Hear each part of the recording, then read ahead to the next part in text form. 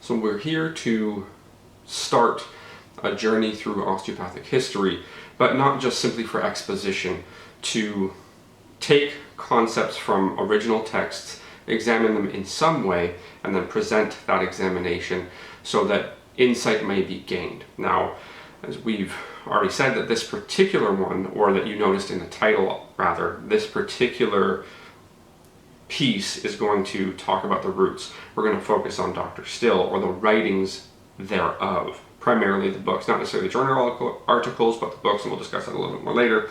So we want to begin with our why. So why this project?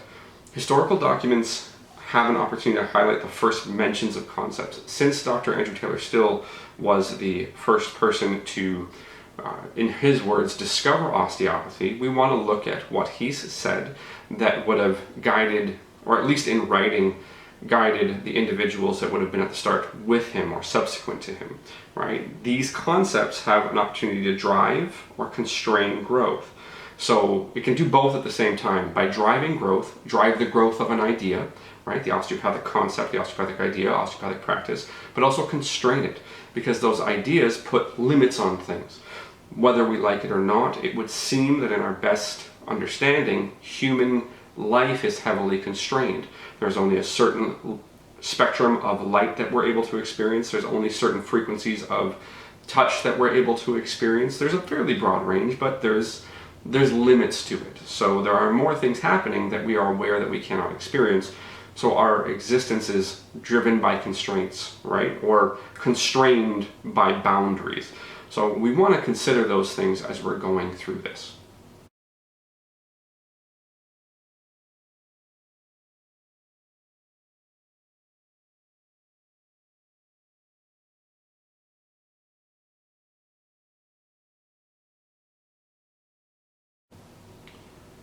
We've provided some insight as to why we're doing this. So what we also want to do is consider goals, right? So the goals here, as listed, identify themes in the conceptual development of osteopathy. So we're beginning with Dr. Still's books, but we will move into other written texts subsequent to this, right? We want to identify the epistemological challenges of osteopathy. Don't worry, we'll define epistemology and then define what the broad or common epistemologies are. Don't worry, we'll get that. Identify the initial ontological challenges of osteopathy. Again, we'll define that. We'll let you know what an ontology is, give you some examples, help you hopefully understand it in a functional way. And we'll identify the axiological challenges, and we're totally going to define this too, right? We're not going to leave you hanging with the terms, because these terms are part of the constraint package that we're going to use to build insight, right? We'll trace all of these through the progression of the profession, or to the best of our ability, or to in the best set of constraints that we can develop. We start with Dr. Still and we move to others. So we're using the frame of the philosophy of science described by the terms epistemology, ontology, and axiology, which we will define, to examine these things, to examine where the general grounding, the general framework, or maybe the lack thereof within the osteopathic profession generates from and then progresses through.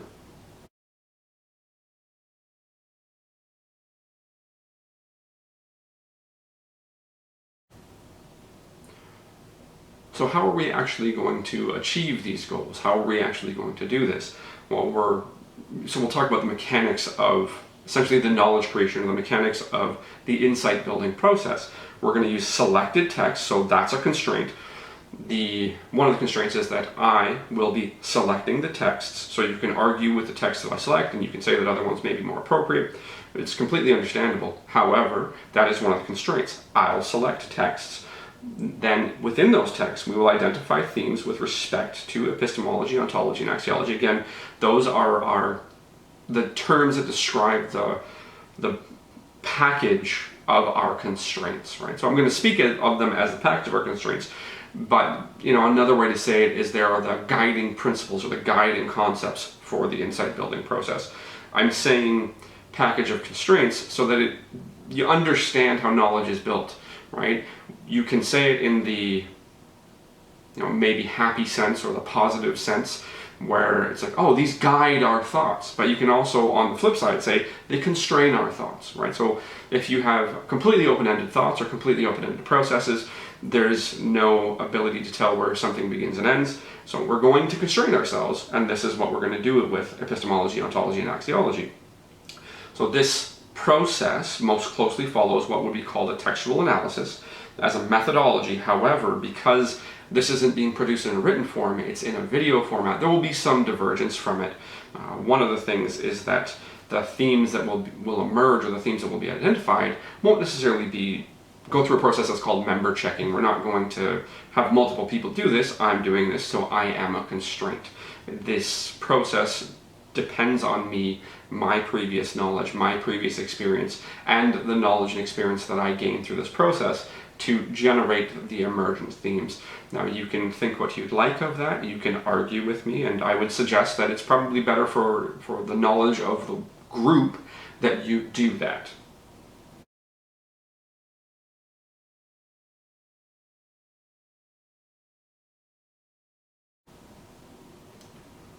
So because we are obviously using a constraint package or using guiding principles, and I said that we'd define those things first, we're going to begin with epistemology. So epistemology has been defined, these are quotes, right? Epistemology has been defined as the branch of philosophy which deals with questions involving the nature of knowledge, the justification of beliefs, and rationality. Another definition is that epistemology is the theory of knowledge and justification. Those are fairly common sentences to use with respect to epistemology, and they're two exemplars from written work that I've provided.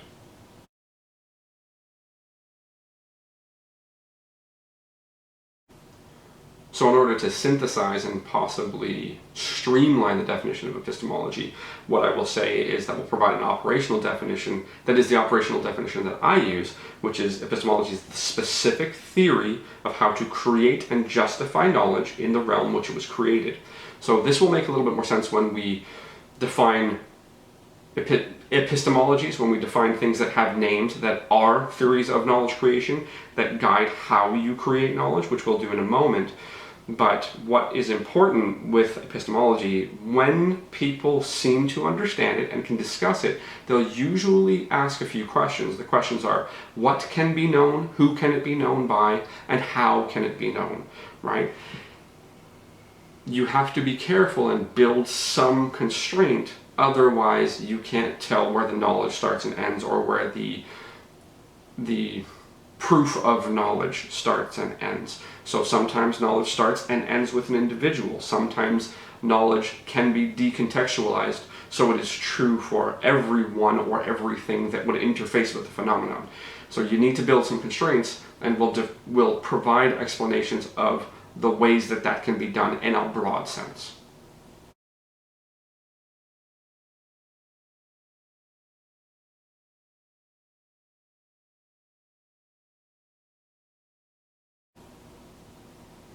So the first epistemology that we'll discuss is positivism. So we'll first provide a written definition, right, or a synthetic definition from written forms, right? So this isn't necessarily one quote, this is a mashing of quotes or a pulling together of quotes. Positivism may be broadly suggested to take the position that a full understanding of a given phenomenon may be reached through experiment and observation, with concepts and knowledge being held as the product of those which may be interpreted through rational deduction.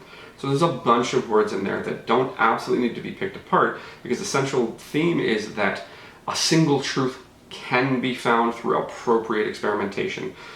Another way to say this is you could say that there's one reality that can be found.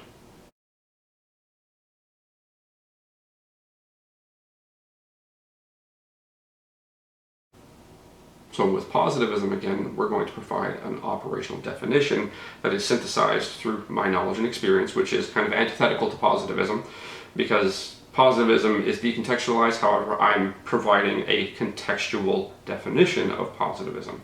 But the operational definition that we'll provide, positivism may be defined as those methods of knowledge creation that centrally believe there's a singular reality which may be found with appropriate experiment and observation. And the reason it's those methods of knowledge creation is because there isn't just one way to do positivism. There isn't one positivism, but the methods, the specific methods used in various scientific endeavors that hold the concept that there is a singular reality that can be identified, share that concept or share that belief or share that guiding principle or that constraint that you can find a singular reality through appropriate experimentation. There are reasons that there are other epistemologies, and we'll go through some of those a little bit, but again, when you're talking about positivism, you're not talking about one thing, you're talking about a guiding concept that can be mapped well onto varying methods.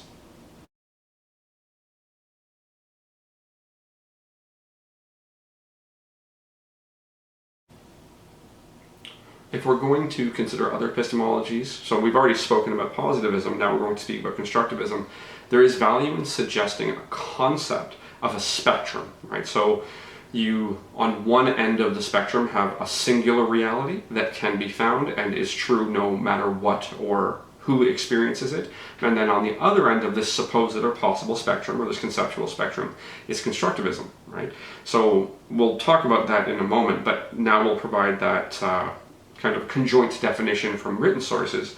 Constructivism broadly holds knowledge as constructed by an individual observer, right, so one person, in relation to relevant environments as well as previous knowledge and experience. So this is where we have positivism on one end. This is true, or this is correct, or this can be known regardless of who's looking or what's looking. Then constructivism depends on the individual. It depends on the individual interfacing with the phenomenon.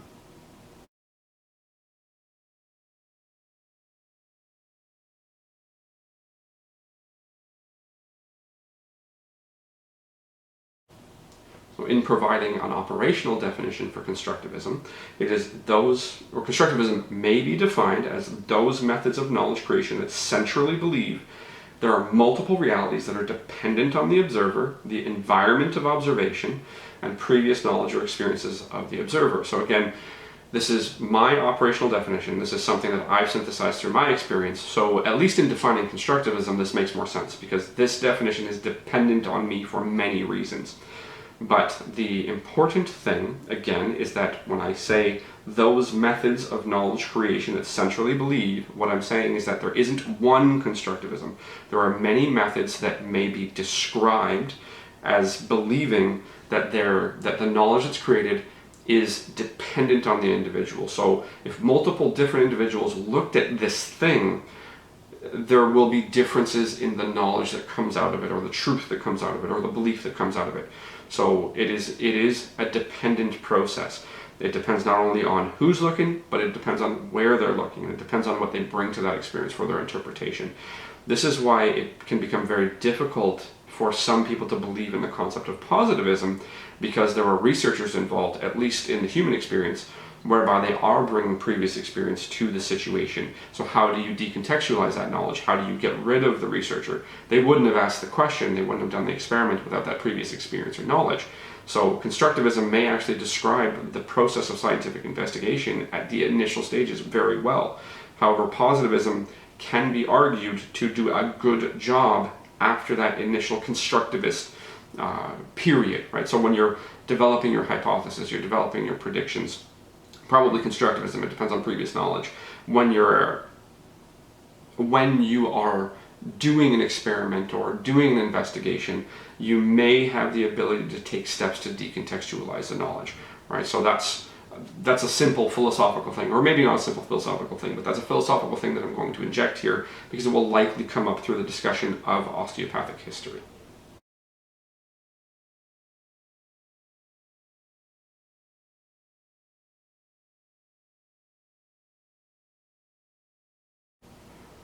So if we re-engage the concept of a spectrum with epistemologies, positivism on one end and constructivism on the other end, positivism being a singular reality that can be found, constructivism saying that there are multiple realities that are entirely dependent on the individual, what we have is some way to deal with that tension that still is more to the positivism side, that does believe there's a singular reality, but it acknowledges and integrates the impact of the individuals involved in the discovery process or involved in the scientific process, and that's post-positivism.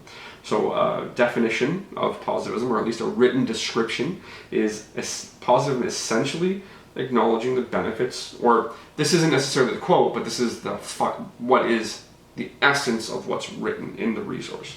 Essentially, post-positivism acknowledges the benefits of a positive or quantitative approach while also acknowledging the benefits of a constructive or qualitative approach, and leveraging both of those for fuller understandings of varying phenomena. So a post-positivist is not necessarily going to say that my methods are perfect and that, or these methods are great and well decontextualized. The post-positivist is going to say we're looking for that singular reality, but we acknowledge the impact of the individuals doing the observation. So sometimes we're going to use more than one method to attempt to figure it out. We're going to use the measured approach. We're going to use the approach that considers the qualities of description or the qualities of experience.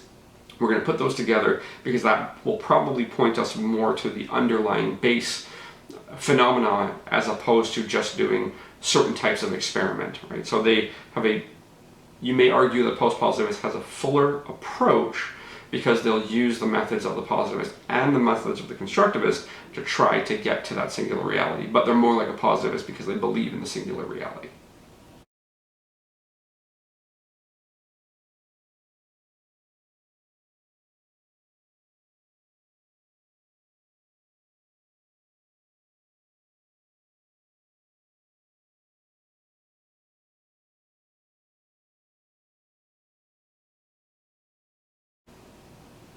So now we've provided our general overview of epistemology itself and 3 large sub-epistemologies. There are other epistemologies that we don't need to discuss.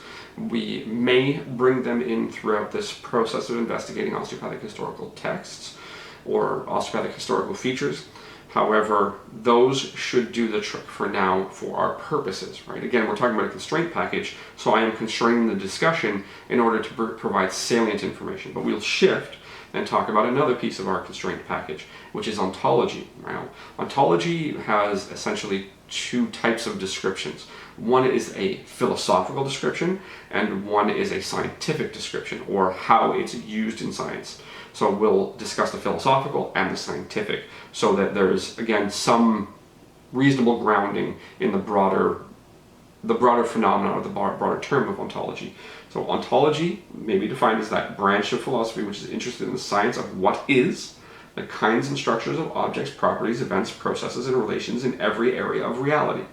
Another definition is ontology is a study of what exists that not only includes what there is and what there is not, it also includes the intrinsic properties of and relational structures between entities, as well as including second order and higher properties and relations. So to be very general, in philosophy, what you'll see is ontology as the study of reality. Right? So what is real? You're going to have bifurcation within philosophy of those that would believe that thoughts are the most real thing. The things that are in the individual's head are the most real thing because they are the only thing that you directly experience. Then there are those who would be considered, so those are considered idealists, if I'm using the term correctly, and then realists, who believe, generally speaking, that objects are the most real thing. So those things that are outside of us, outside of individuals, that multiple individuals can experience and interpret in different ways, but it's the objects outside of the individual that are the most real, because everybody can experience it in some way, shape, or form, bringing their own reality to it, right? So you have that bifurcation of people of those philosophical proponents that would believe that ideas are the most real thing, and those that would believe that objects are the most real thing. So those that would believe that ideas are the most real thing would, if we're going to maps most accurately to the constructivist end of the epistemology spectrum, and then those that believe that objects are the most real would map best to the positivist end of the epistemology spectrum. That's not a perfect mapping, but it is a mapping to help understand the concept and relate these 2 things.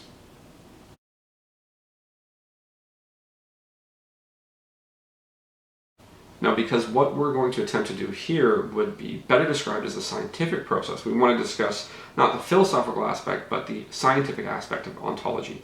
So a synthetic definition of ontology, generating from the concept that ontology is the study of reality, when you put that into science, you need something that's going to help you describe and understand and compare reality. So the operational definition that we'll provide, that again depends on me, so we just poke back to those ideas of epistemology because this definition depends on me. It is constructivist in its nature.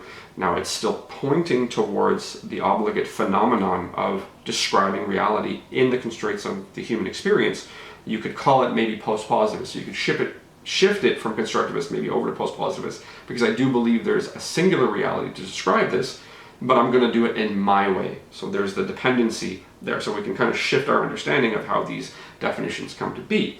But ontology is a conceptual model that describes a phenomenon under investigation. Now, this takes a little bit more fleshing out to make it understandable. So if you know that what you're trying to do is describe reality, what is real, what you need is a classification system, right? So you need, another way to say that is a classification system would be multiple categories in which you could describe each thing under investigation in its own right. So you have so you have object A and object B, and you have category A, right? So you have one category at that point.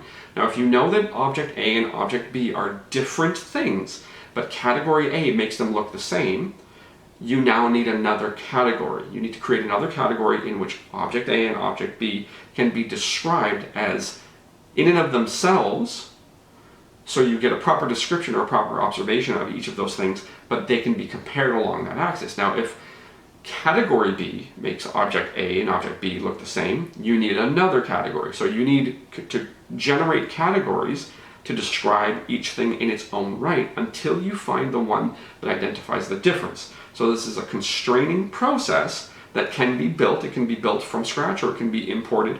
An imported classification system is a ruler, right, or a length measurement. You can also have a time measurement. So those are classification systems that you can import and then you can put together, because then you can say object A and object B have this length, which is the same. However, they take this much time, which is different, so you can differentiate them. Sometimes you need a very long list of categories to identify where these things diverge, right? So one of the things in building an ontology or building a classification system that is composed of multiple categories, you see how similar things really are until you get to one category. That category becomes the most important category to separate things. So you can call ontology a discriminatory practice, because what you're trying to do is compare things on their own merit or on their own description to identify. In an ontological philosophical process, you're building that classification system and using it on both things. You may have more interest in one thing, so what you're doing is you're describing how to know what is category A. So in describing category A, or rather object A and object B, so you're trying to figure out what object A is, then you can say that you can't say what necessarily object B is, you say what object B is not. Object B is not object A, because you found a divergence. It depends on where you place more of your attention. But the process gives you a fuller description of object A and object B. Right now, a possible example of this is if you look at the tundra and the desert, right? If you look at precipitation per year, tundra and desert look the same. But then if you look at temperature, they look different, right? So based on rainfall alone or based on precipitation alone, the tundra and the desert are the same, but you know the tundra and the desert are different, so now you need to consider temperature, right? Another category. So that's maybe a more concrete example, but again, you have categories, and multiple categories are a classification system, and you're describing each thing on its own, and then the place where they're different, or the places where they're different, are the divergence. But again, to operationalize it more, it's a classification system which is built of categories, right, that allow for description either in quantity or quality of each thing in its own right. Then you can compare.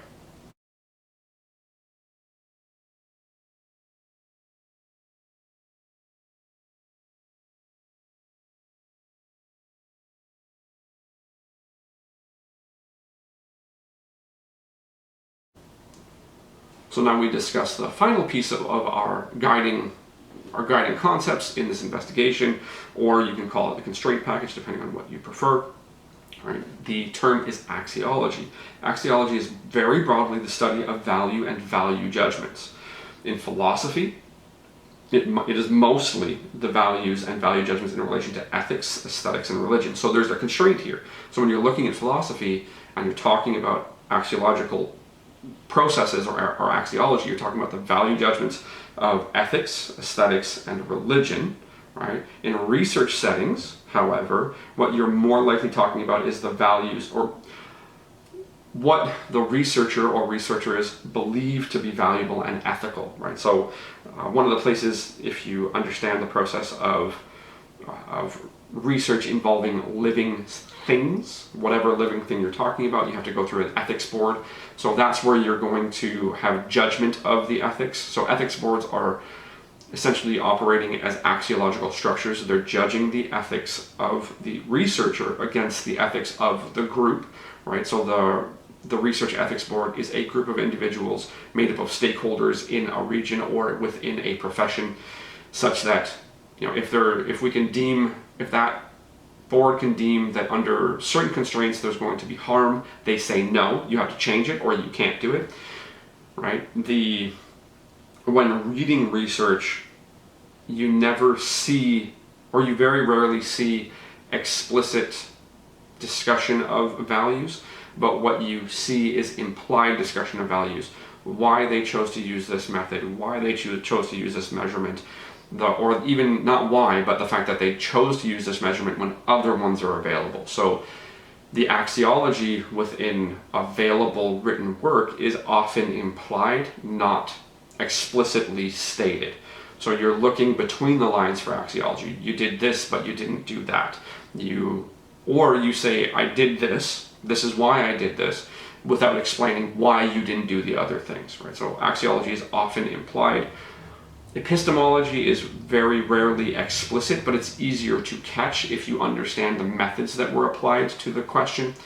The ontology is possible to see, but there's not necessarily often common discussion of the choosing process, or the process of choosing those categories or that previously available category. It doesn't often happen, it's often implied. So our constraint package in written work, especially in scientific work and research work, is implied more than explicitly discussed.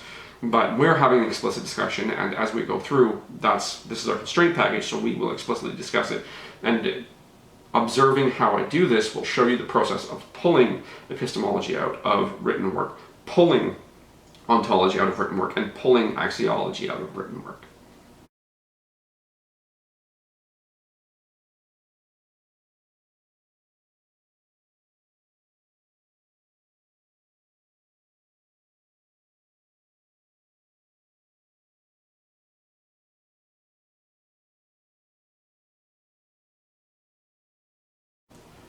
So now that we've done what I hope is a decent job of describing our guiding concepts for examining the literature that we're going to examine in this piece as well as in subsequent pieces, with epistemology, epistemology, ontology, and axiology, because that's the way that I've ordered them and that's the way that my mind will order them most of the time. You can order them a different way.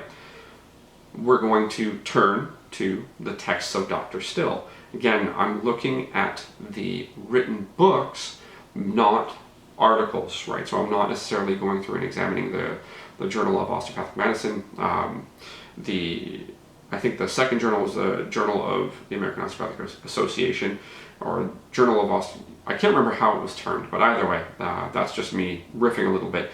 But I'm not looking at the written work outside of books that Dr. Still did, so that's a constraint. That's a choice not to look at it. I think it's safe to say that the books being longer form, you're very likely getting closer in examining those to the way that Dr. Still was thinking and evolving in his thought and his description. So we recognize that there are many resources that you can consider about the life and the biographical information of Dr. Still, such as where he was born, where he grew up, you know, the fact that when he was young he claims to have sometimes had shoes. That is not as much our interest in this process, because you can find that other places and you can do that work yourself. We have specific goals, right? We have our goals of considering epistemology, ontology, and axiology as identifiable in some way, shape, or form from the work of Dr. Still. So we're looking at the autobiography of Andrew T. Still, the philosophy of osteopathy, the philosophy and mechanical principles of osteopathy, osteopathy research and practice. Essentially, the way that we'll do this is we'll go through selected quotes, we'll read them as themselves, provide some commentary as we go between each one of these. And the way this will be organized is we're looking at quotes from the autobiography, then a group of quotes, then we're looking at a group of quotes from the philosophy of osteopathy, then we're looking at a group of quotes from philosophy and mechanical principles of osteopathy, then we're looking at a group of quotes from research and practice. And we'll have our discussions as far as what it may look like pulling these concepts out of these quotes, and then we'll discuss the emergent themes.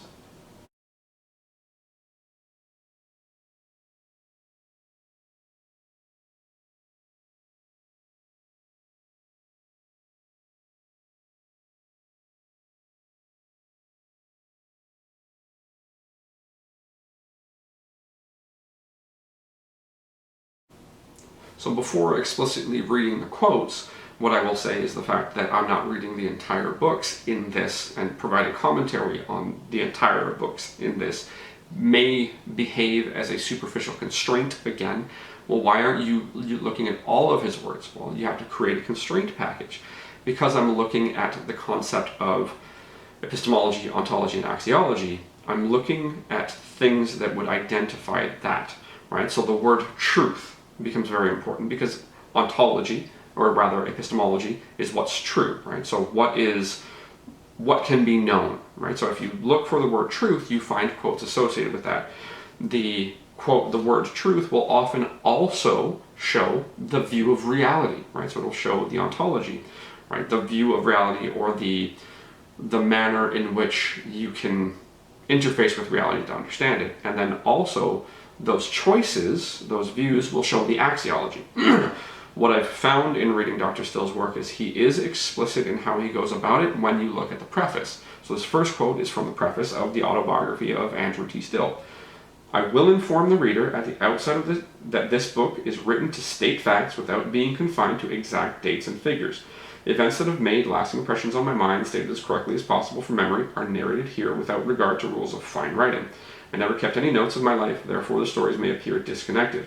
When I tell you of an event, it will be the truth as I remember it, regardless of how it may look in print. I want to avoid biography as I write, for the reason that biographies are so nicely worded that the reader often has to ask whom the narrator is giving a write-up.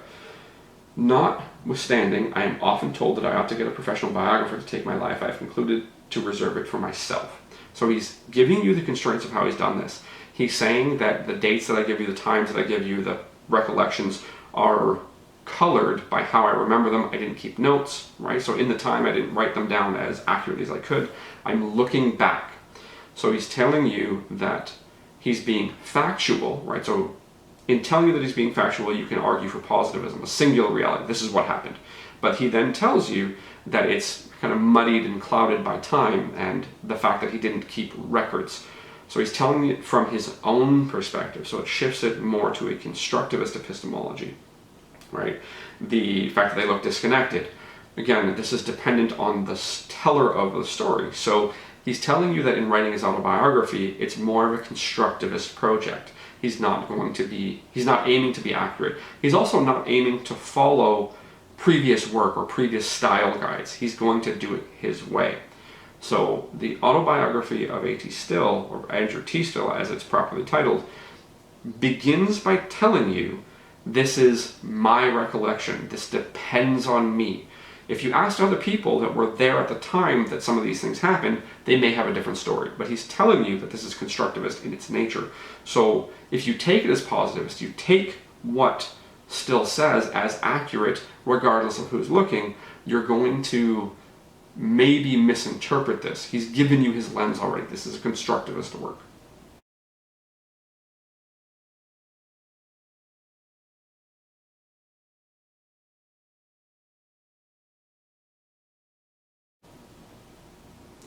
So this particular point will make a little bit more sense as we go through the varying books, but if you look at Dr. Still and him setting up his very first book as a constructivist work, which all is an axiological choice. He believes that his telling of his life is more valuable than neatly or tightly recorded facts and dates and things like that. He values his interpretation of reality as more important. But a way to show this is to consider the varying ways in which he writes about the discovery of osteopathy, or to consider something that would be a date and a time. The date and the time of the beginning of osteopathy. So we have this quote from the autobiography: "I have a very kindly feeling for this day. On the 22nd day of June, 1874, at 10 o'clock, was the first time I ever saw the gravy of liberty, and I've been sipping my bread in it ever since. And, like eating olives, it was a little difficult at first, but now they all want olives." Okay. So although he sets the autobiography up as a constructivist work and says, I'm going to tell you, don't worry about the dates and times, I may be a little off, he then very firmly says, 22nd of June, 1874 at 10 a.m. That's when I discovered osteopathy. He will, in other ways, describe it or give a story, an analogy. I was hit by the ram of reason. He does say that I had maybe the epiphany or the beginning of the idea at this point, and initially it was difficult. So he's setting up, or he may be setting up, the possibility of a process of building, a process of discovery. Initial discovery followed by experience, right? So he's set this book up as a constructivist book, whether he meant to or not, but then he makes what would be considered a positive statement. This is a very accurate statement. This is something that people could go and check if the evidence was available. So this should be something that would be true no matter who looks. But as we go through the books and note the quotes about when he discovered osteopathy, we'll see some variation in how he records it.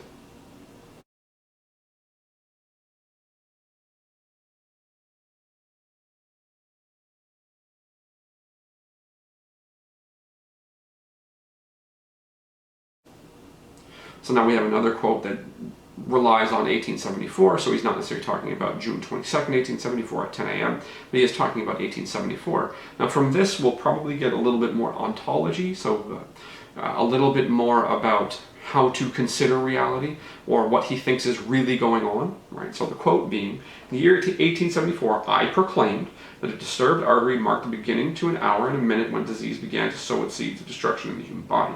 That in no case could it be done without a broken or suspended current of arterial blood, which by nature was intended to supply and nourish all nerves, ligaments, muscles, skin, bones, and the artery itself." So you can infer from that, now this may not be correct, but you can infer from that that the human body and its anatomy is real. It is the most real thing. Its function relies on blood, right? So you have the nervovasorum, the vasovasorum, right? So the blood to nerves, the blood to arteries, or the blood to blood vessels, right? You have the nutrients being carried for the construction of all materials within the body, primarily through the blood as its medium. So in Dr. Still's view, if there is some form of ill health, that means there has to be disruption to the thing that provides health. So if the thing that provides, this is the reasoning process more or less, and that doesn't mean it's the reasoning process he went through, but it's the reasoning process that can be inferred and described. If you're not delivering things properly, then that's when you'll see some form of change or ill health. There isn't necessarily much consideration for any other things. You would also have to question how he can say this for certain. So he's saying this as positivist. This is the singular reality nobody can argue with, right? Now, but he's delivering it from a constructivist lens. He's saying, I proclaimed, right, that this thing is true. So it is a constructivist claim posed as a positivist reality. His reality is grounded in the understanding of functional anatomy at the time as he interpreted it. So you could call that post-positivist. So we have multiple epistemologies living in the same statement if you examine it through those lenses. You would wonder how in 1874 you could have identified disturbance to an artery. Arterial blood flow is now known to be quite robust. It will work very well even under obstructed circumstances or under high pressure circumstances. You get to a certain pressure and it's obviously going to be occluded or disturbed, but because it's a high pressure system, it does a really good job of delivering blood. So you would have to wonder how he could be so sure that the artery was disturbed. You can agree that that's the case, you can disagree that's the case, but the level of certainty that is presented within this work, and within this quote, where you see multiple epistemologies essentially battling each other, right? So if you don't have that constraint package, if you don't have those guiding concepts to build knowledge within constraints, then you get something like this, a very, very sure statement that depends entirely on him, that, you know, is based on functional anatomy as understood at the time. So you're pointing at the obligate reality, which is functional anatomy, which would be post-positivist because it's interpreted, right? You've got all these things playing off of each other, so it's harder to take this as such a certainty, even though it's presented as one. So this could benefit from more constraints, because it's a constructivist claim, I found it. It's a positivist claim because it's real, this is the thing. It's a post-positivist claim because it depends on the obligate reality of functional anatomy, but it's post-positivist because it's the best understanding at the time as mediated through the individuals who did the understanding.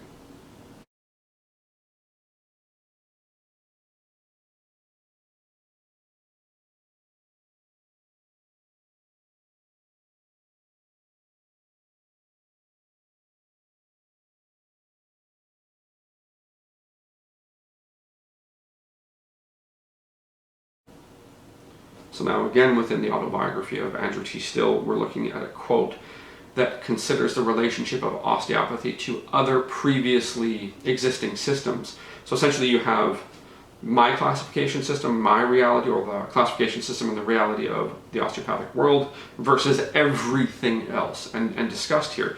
So you essentially have a viewpoint as to how we relate to those things. And this is, again, very early on. He or she has the right to ask to and obtain a divorce from husband or wife when proof in sufficient quantity is produced, and letters to that effect are granted by our highest courts by common consent of our people. As I was wedded to allopathy early in my life, I lived with it, put up with it, suffered under it, until it made my life miserable by continuing the association, and I asked a divorce. I asked and put in my petition on June 22nd, 1874. I based my charges upon the foundations of murder, ignorance, bigotry, and intolerance. The fight in the court through which I had applied was very hot and determined. And so, saying I had these ideas, I had essentially imported this concept that allopathy carries, and I, over time and experience, realized that I didn't agree with it, it didn't agree with me, it didn't fit with me, and I asked for a divorce, right? So I asked to separate from it. I wanted to separate my view away from it. So this sets up an oppositional opportunity. What osteopathy is not what allopathy is, right? So if we classify osteopathy and allopathy through a categorization system, through an ontology, we'll see he's essentially setting up that we will see that they are different everywhere, or mostly everywhere. They're both concerned with the human body, so they should be similar there. However, their approach should be different. If you ran this through a classification system, you should start to see the differences. And he's also quite oppositional, right? He's quite negative towards allopathy, at least in this description. In other places, he does say some positive things. He's not necessarily always saying it negatively, but you have this theme of opposition to a previously existing system.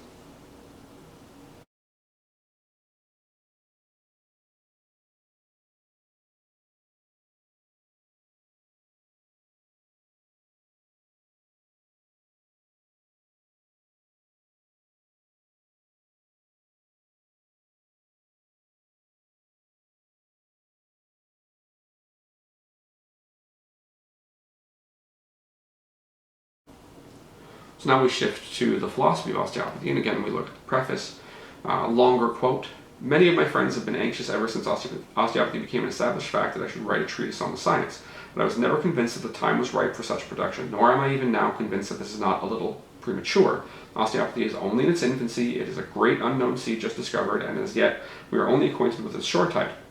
When I saw others who had not more than skimmed the surface of science taking up the pen to write books on osteopathy, after having carefully examined their productions, found they were drinking from the fountains of old schools of drugs, dragging back science to the very systems from which I divorced myself so many years ago, and realized that hungry students were ready to swallow up mental poison. Dangerous as it was, I became fully awakened to the necessity of some sort of osteopathic literature for those wishing to be informed. So Again, talking about divorce, talking about being separated. Osteopathy is osteopathy because it is not allopathy. He doesn't sound as certain. He's saying what we understand about osteopathy is early, it's small, it's going to grow, right? So he had an expectation of further discovery, which doesn't sound as certain, right? So he's saying we still need to explore, versus some of the previous quotes. It's like, yeah, this is the way it is, right? So we have these mixing of epistemologies and mixing of levels of confidence as well. And then also we see again the theme of ontologically, or as far as classification, being separated from allopathy, being separated from classical medical systems. So we've got that opposition again here.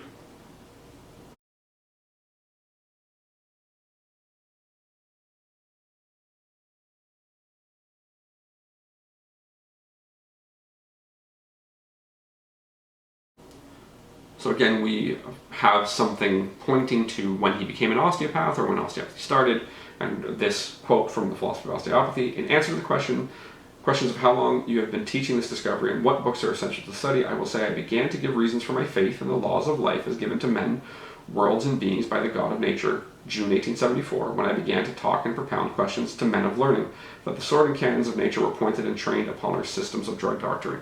Again, oppositional to drug doctrine, oppositional to allopathy. When talking about a particular time, it's June 1874, not June 22nd, so there's variation in how he presents it. That is well set up in the autobiography of Andrew T. Still, where he says, I'm going to report this the best I remember. I didn't keep notes. This is how I'm going to do it. So you see some inconsistency there. It's consistent in that it's more or less the same time frame, but there's inconsistency in how it's reported. Not a problem, because there's multiple sources that he produces that have the date, but there's some inconsistency there. And, you know, the further quote talks about what's essential, and essentially it's anatomy, right? But you see his epistemology and his ontology as being rooted in nature now. So he's saying the laws of nature are the classification system that I'm going to use. The truth is the God of nature, right? More or less. Not necessarily specifically the truth as stated here, this is inferred, but those are the things that are true. The laws of nature, the God of nature, those are the things that are true. Those are the authorities.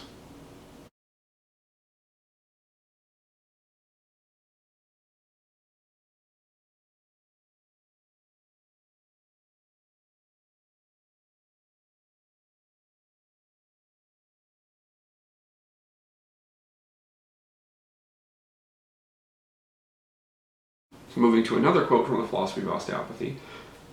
Are your accidents more likely to get good results than his? Does order and success demand thought and cool-headed reason?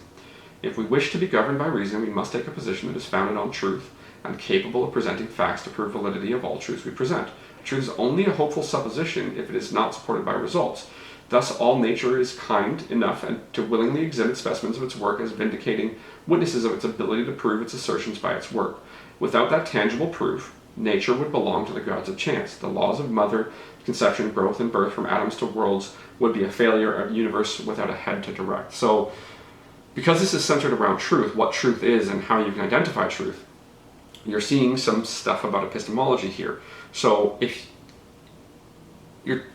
more discussing how you identify truth, right? So the process of identifying it. Here you're saying empiricism, the ability to observe, right? So if you can see it, if you can interface with it with some sense, and you can observe it, that's how you know it's true. You did A, then B happened, right? So he's talking about that and how nature is well organized. So our classification system, the laws of nature as it shows itself through observation, right? So he's also talking very firmly about truth. So he's talking more about positivism here.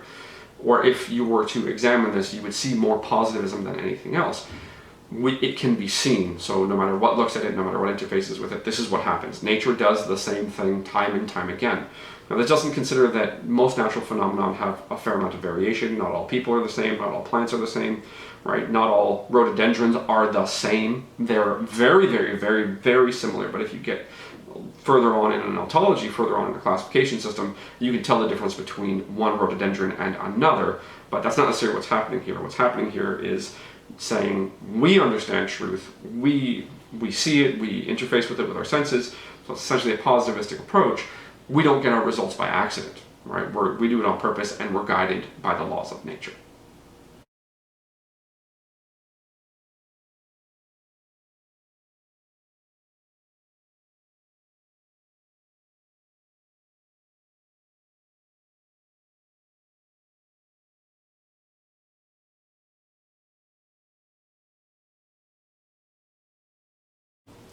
So now we move our quotes to the preface of the Philosophy and Mechanical Principles of Osteopathy. In taking up a pen at my age and assuming responsibility of writing a book on the causes and treatment of diseases philosophically and in a comprehensible manner with words and forms to meet the demands of this enlightened age, I feel it is a very great undertaking and ask the world give me its friendly criticism. Read and adopt or reject as you may feel disposed when you have perused what I may write.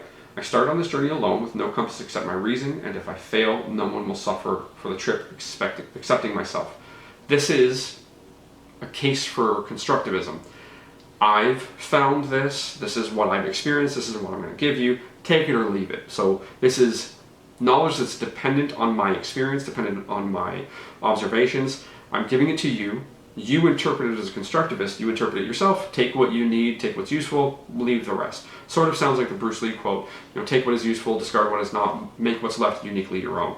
That's a concept that shows up in a lot of philosophical prose or philosophical positions, but we have him in Philosophy and Mechanical Principles, saying responsibility of writing a book on the causes and treatment of diseases, right? So causes are things that are identifiable, so that's somewhat a positivist thing, but because he's injecting constructivism, you could argue that this is post-positivism, pointing at the obligate reality, but through the lens of the individual. So you can make that argument, but this is, I would call this more a case for constructivism. This is my knowledge, I'm giving it to you, take what you like.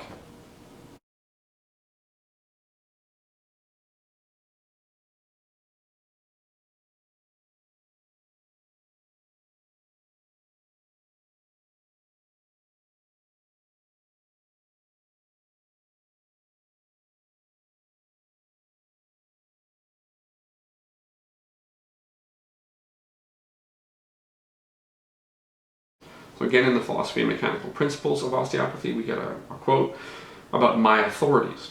I quote no author's begotten experience. Books compiled by medical authors can be of little use to us, and it would be very foolish for us to look to them for advice and instruction on science of which they know nothing. They're not able to give an intelligent explanation of their own composite theories, and they've never been asked to advise us. I am free to say that only a few persons have been pupils of my school, have tried to get wisdom from medical writers and apply it to any part of osteopathy's philosophy or practice. Student of any philosophy succeeds best by more simple methods of reasoning. We reason for necessary knowledge only and should try to start out with as many known facts and as few false theories as possible. So again, we have the opposition to allopathy, the opposition to more traditional medical systems. We have a claim to constructivism. I quote no authors but God and experience, so this depends on me, but it also depends on natural laws and natural phenomena. So you could then argue that that's post-positivist, right? So I'm pointing at the obligate reality through my own experience. And then again, we have that separation between osteopathy and allopathy. So another theme that seems to be somewhat consistent. So he's saying to identify knowledge within the osteopathic lens and not the allopathic lens when you're doing osteopathy. So that would be a good case for a constraint-driven process. Don't look at what they're doing to figure out what you're doing. Don't look at knowledge outside, so stay quite constrained. And that becomes something that's interesting over time in the history of osteopathy, because it's driven by this seemingly emergent theme of we're not them, right? So don't do it their way, do it our way. Just don't look at them, ignore them. So and then he's setting up this case for trust yourself, trust your experience and your knowledge, and interpret through these lenses, interpret through this view of reality. So again, we have this popping up again and again and again.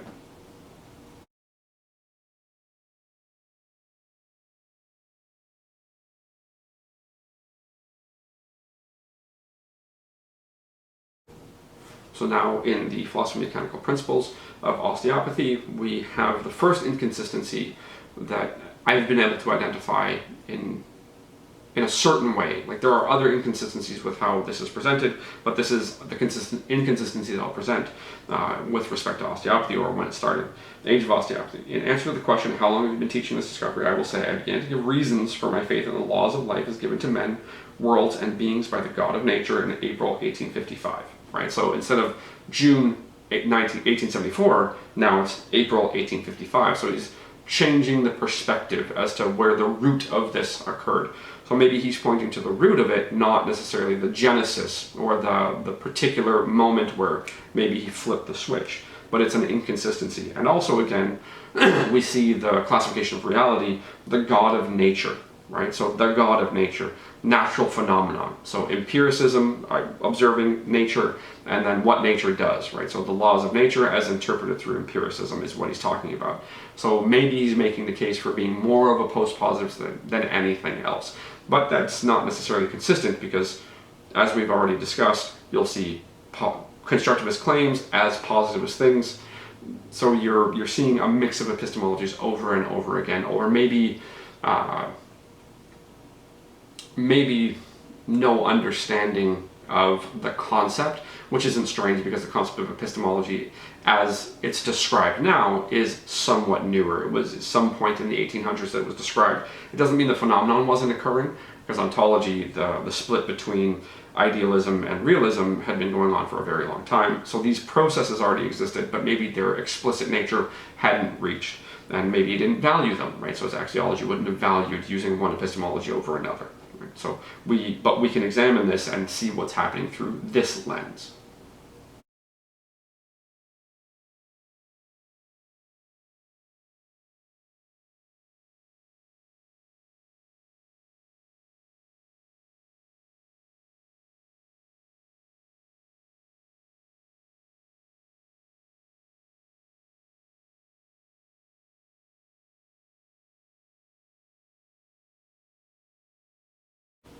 So now we have a very long quote, well, not necessarily a very long quote, but a long enough quote about the concept of truth within the philosophy and mechanical principles of osteopathy. So truth is truth. We often speak of truth, we say great truths, and use many other qualifying expressions, but no one truth is greater than any other truth. Each has a sphere of usefulness peculiar to itself. Thus we should treat with respect and reverence all truths, great and small. A truth is the complete work of nature, which can only be demonstrated by the vital principle belonging to that class of truths. Each truth or division, as we see it, can only be made known to us by the self-evident fact that which this truth is able to demonstrate by its action. If we take a man as an object on which we base the beginning of our reason, we find an association of many elements which differ in kind to suit the purpose for which they were designed. Right? So, many truths, right? All truths are truth. Constructivism, right? Each truth has its own sphere of usefulness. That would be more of an epistemological approach. This is a constructivist truth, this is a positivist truth, this is a post-positive truth, they're useful in these realms. That's more of a constraint-driven process. All right, so again, we see these phenomena arising that we're discussing, but maybe not defined as well, maybe not separated as well. They're all in a mishmash. Each truth or division, as we see, can only be made known to us by the self-evident fact which this truth is able to demonstrate by its action. Laws of nature, as interpreted through empiricism, but that interpretation is more constructivist, it's more multiple realities, it's more multiple truths. So again, we see this mixing of epistemology, this mixing of truth, or this mixing of the concept of truth over and over again.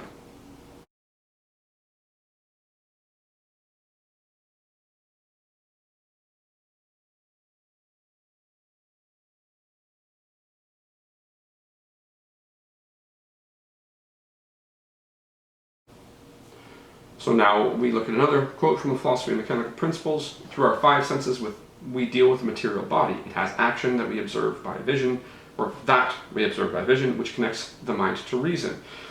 High above the five senses on the subject of cause or causes in action is motion. By testimony of the witnesses, the mind is connected in a manner by which it can reason on solidity and size. By smell, taste, and sound, we make other connections between the chambers of reason and the object we desire to reason upon, and thus we get the foundation on which all five witnesses are arrayed to the superior principle, which is mind. So very particular philosophical school being demonstrated here. That's not as important for the project that we're undertaking in this piece. but empiricism through our five senses. So our ability to interface with the obligate reality, which would be the positivist side, and then the interpretation. So that's essentially the post-positivist.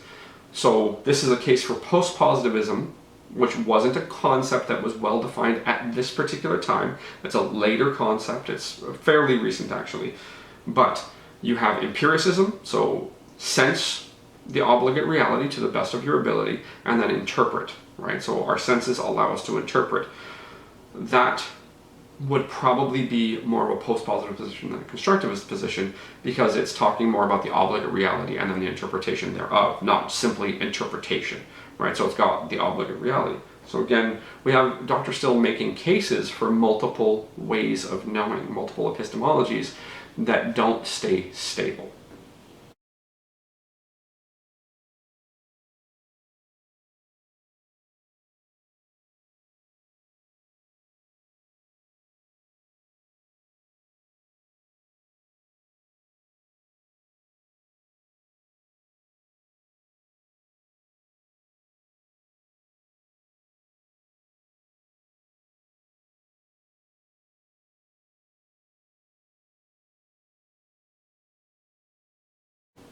So now we move into the preface of Osteopathy, Research and Practice. In working out the general scheme of this book, I've considered the human body in sections or regions.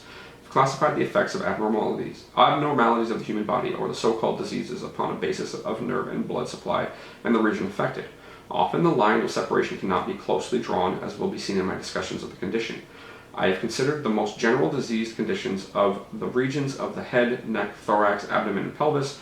Some conditions, being more extensive in their effects, do not properly fall into any of these classes but belong to the region above the diaphragm.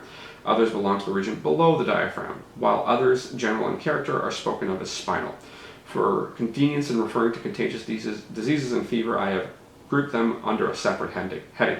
I have omitted all cuts and pictures because the reader of my practice is supposed to have in his mind an image of every bone, muscle, nerve, organ, and part of the human body. His thorough anatomical and physiological acquaintance with the body makes it useless to have illustrations in this work. On your table are fully illustrated works of anatomy by able authors. Keep well posted on anatomy, because the osteopath reasons from his mechanical knowledge of anatomy. So again, empiricism, what you can identify, anatomy as the central concept, and then when he's describing his ontology for conveying the concept of diseases or conditions, it is a complete scattershot. It is, however, grounded on functional anatomy, which does seem to give difficulties in separating things, because you have the functions of varying anatomy. That anatomy is going to vary location to location, person to person. So it's harder to separate, to provide a distinct description. But again, we have empiricism, or the ability to observe obligate reality, and we have functional anatomy. So functional anatomy seems to be a very important thing with respect to the ontology or the classification system of osteopathy. However, you can see where even Dr. Still had a hard time being discrete about descriptions.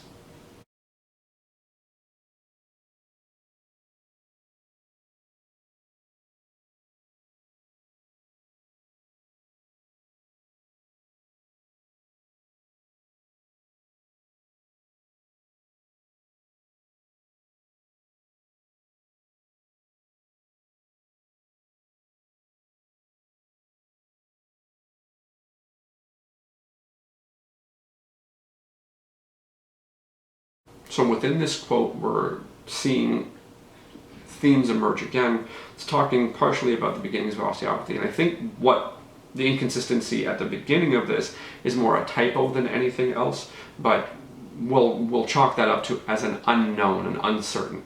But it's in Osteopathy, Research and Practice. In 1847 was raised the banner of osteopathy, on which was written a demonstrable science which is taking the place of systems of the healing art, which are unreliable in diagnosis, prognosis, and treatment of diseases of all kinds. So that's the typo, the 1847. That's probably supposed to be 1874. In 35 years, it has grown from infancy to manhood, never having met with a single obstruction or reverse, notwithstanding would-be prophets said it would soon die, and its place be known no more forever. Such prophecies have even found a place in osteopathic journals, but the seed of the progress of osteopathy's progress of osteopathy has increased. Please excuse me, I lost myself there. Such prophecies have even found a place in osteopathic journals, but the speed of the progress of osteopathy has increased every year and day and hour since June 22nd, 1874. As an American, I am proud to know that every day the sun rises, it shines upon more brilliant osteopathic thinkers and upon more persons who have thrown away their crutches and pills. I am glad that the osteopaths from all schools can show by their work that their philosophy is true. They have met with much opposition because of the merited successes of their work. With the MD, it is not a question of whether osteopathy is true or false, but whether his patients will leave him and go to the mechanical engineer who knows what part of the human body is abnormal and producing the affliction. The ability of osteopathy to give relief and cure has been sufficiently demonstrated in cases where medicine has acknowledged its inability to produce the desired result, which is health. So we have the opposition to allopathy, we have a fair amount of confidence that we're the right way, that this is the truth, as demonstrated by results. Now, there's no discussion in here of could those results be the result of something else, because sometimes the only correlation between one thing and another is that they happen at a very similar time. There can be other processes unseen and unknown that lead to the result, but because you happen to be in the same room as that process at the right time and did what you did, then there can be the result. So there's no discussion of that. This is a fairly certain thing.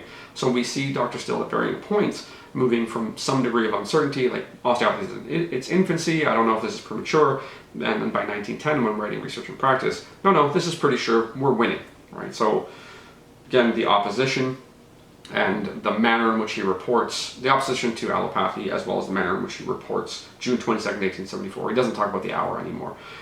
He only talked about the hour of 10 a.m. when he said in the autobiography, where he wasn't going to be as accurate, but he was the most accurate there. So that's probably idiosyncratic, that's probably not meaningful, but you see how he's reporting, right? His reporting of things is not particularly consistent. Again, that doesn't mean it's a problem, because the resources exist in other places, but you see the inconsistency.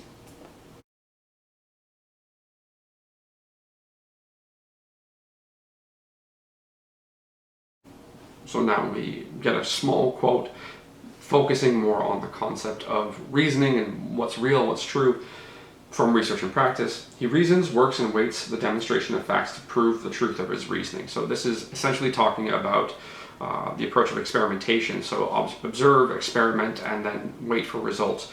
That's how you prove you're right. This is a case again for empiricism, and this is driven by the ontology, so the laws of nature driving this phenomenon.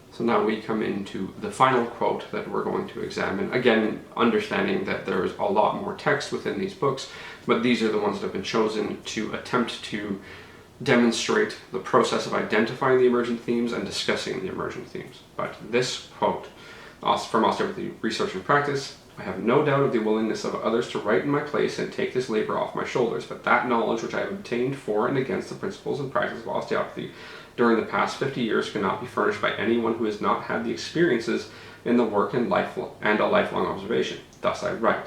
It's my object to tell what I know to be the truth without using the words possibly, however, maybe so, or any other evasive phrases such as are usually applied to undemonstrable theories. In their place I give you what I think are facts, to which I can say yes, no, I did, you can, and so on. With this short introduction, I leave you to study and practice the philosophy of osteopathy as here set forth, governing yourselves accordingly and forming conclusions of your own, based on the day-by-days unfolding of the science. So we have constructivism, this is the knowledge that I've gained. We have positivism, these are the facts which I can say, yes, this is demonstrable, you can see it, right? So if I can see it, you can see it. So we have constructivism and positivism, again, undefined or amorphous epistemology, no consistent view of truth, right? All truths are good, that's constructivism, but then these are the truths, that's positivism. So we have this tension built up in the in the discussion of truth and the discussion of reality. So the ontological discussions, right? So again, emerging over and over and over again, we have this mix of epistemologies.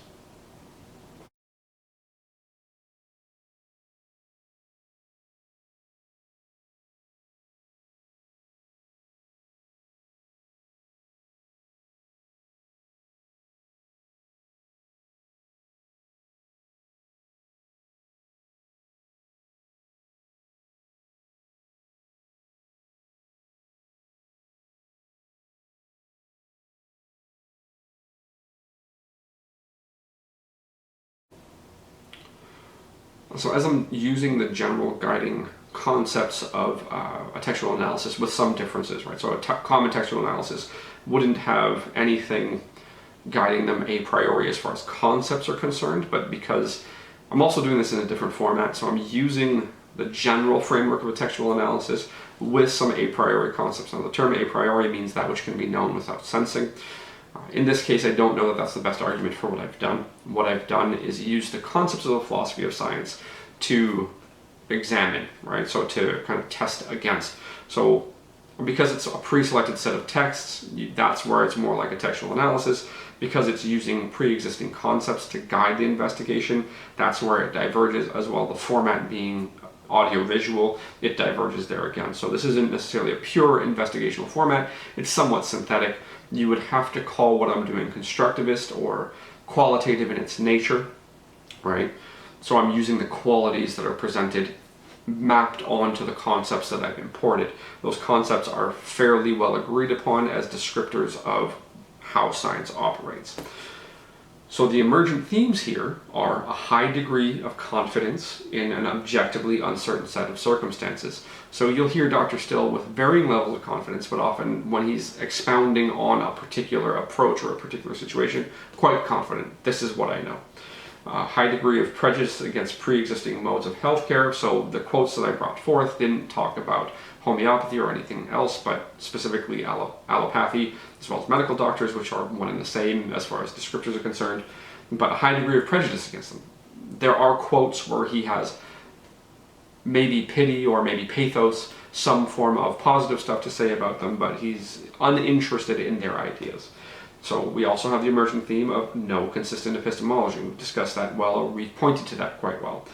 Some signs that the ontology is based on what would today be termed functional anatomy, as interpreted through empiricism, displaying the laws of nature. So the functional anatomy is a display of the laws of nature. So your root ontology is the laws of nature. So whatever categories you can use to describe that and observe that would be your root ontology. Your imported ontology, your more detailed one, is functional anatomy. So it's the functions. When the functions are in order, you won't see any disorder. Right? So those are the signs that that's where the ontology is. Functional anatomy, but underneath that is essentially the laws of nature. Now those are also amorphous and not necessarily agreed upon, but there's a base reality that's pointing to. Then we have generally this confidence in uncertain situations and prejudice against pre-existing modes of healthcare are the axiological phenomena. So it suggests axiological preference for individual empiricism. He writes from his individual experience, right? Other people could write for me, but I'm going to do the writing. So it's very much individualistic, empiricist, interpretivist, so I can see it, so I'm correct. So these are the seeds that guide the osteopathic world. This is where it comes from. So we have these emergent themes. This will obviously tie into the subsequent projects, but this is where we'll end this one.